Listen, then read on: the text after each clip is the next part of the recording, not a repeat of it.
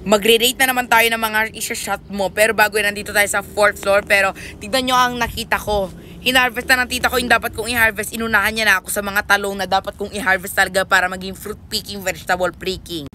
Go tayo dito mga day. Ay, bakit ihi? Nakalagay pa talaga sa container be, pero hindi yan isa-shot.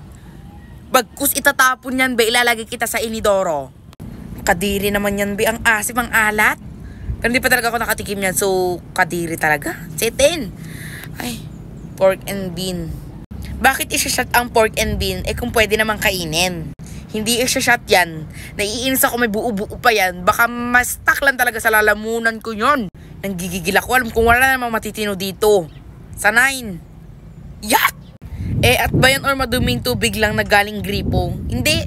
Ay kahit na. Doon ka sa number 8. Parang walang matitino dito. Ay. Bakit sipon? Bakit sipon po? Kung ako sa'yo, hindi ko yan ipamumumog. Alam mo gagawin ko dyan? Isising ako. Gagamit ako ng nose cleaner para masinghot lahat ng... Ay! Munti kang pang makain. Actually, malapit na makain talaga. Iyon naman yan, be. Sobrang lapot-lapot pa niyan. Parang champurado na lang. 7, Gatorade. Pwede naman, pero... Nor. I think that's energy drink. Charis! Pwede na rin. E di sa 3, go. Bakit Sunrock? Baka mategi na lang ako pag mategi ako pagkakatapos ko mag-shot niyan. Hello San Pedro, kamusta ka dyan? Wow, ang ganda ng sky, ang ganda ng langit. Baka mapunta pag ininom. Sa 6, naiinis ako. Ano yan? Vinegar?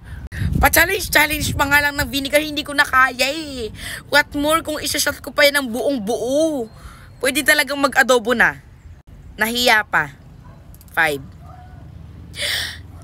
Ito talagang eat ng dog. Imagineinin mo na lang talagang isa-shot mo yan. Ka ba naman matutuwa? Hindi ko yan isa-shot. Idudura ko yan. Bakit parang wala namang matino dito? Bakit puro mga kadugita, mga kabastusan? Bakit pati ang suka ng mga pati jebs ng dog? Wala na akong choice, ilalagay sa number 4. Kahit ayoko talaga. Ang namayapa mo ng lola, gagawin mong inuman? Iinumin mo ang abo?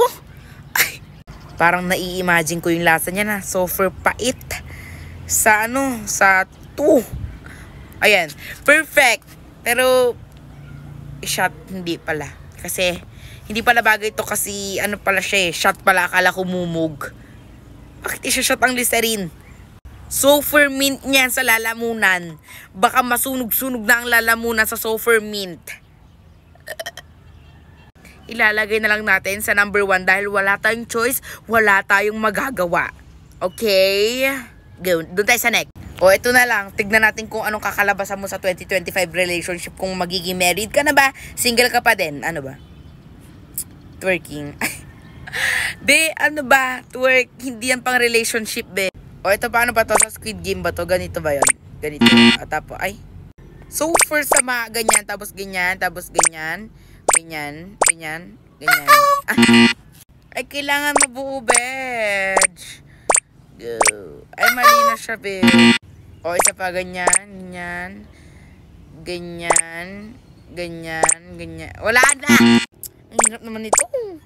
Pato, ganito ba yun? Tapos ganito. Ganito, ganito. Ay, ganito. Isa pa! Ganyan, ganyan, ganyan, ganyan. Wala na. Ganito, ganito, ganito. Wala na naman. Ganito, ganito, ganito, ganito, ganito, ganito. Ano? Akala mo hindi ako nagtitink ng right. Ako talaga nang gigigil na talaga ako sa tita ko eh. Kasi hinarvest niya yung dapat ako mag-harvest eh. Kasi yung mga eggplant na tinanim niya, siya rin pala mag-harvest. Akala ko ako mag-harvest. Alam niyo na pag-desisyon ko talagang harvestin yan kahapon. Pero hindi natuloy kasi tinatamad ako. Akala ko naman magagalit siya kasi maliit pa lang. Ngayon, hinarvest niya, nang gigigil naman talaga ako eh. Tignan nyo guys, oh, wala na. Ayan oh, nakikita nyo yan? Wala na, hinarvest niya na. Hinarvest niya na ang mga fruit picking na dapat kong i-fruit picking. Charis.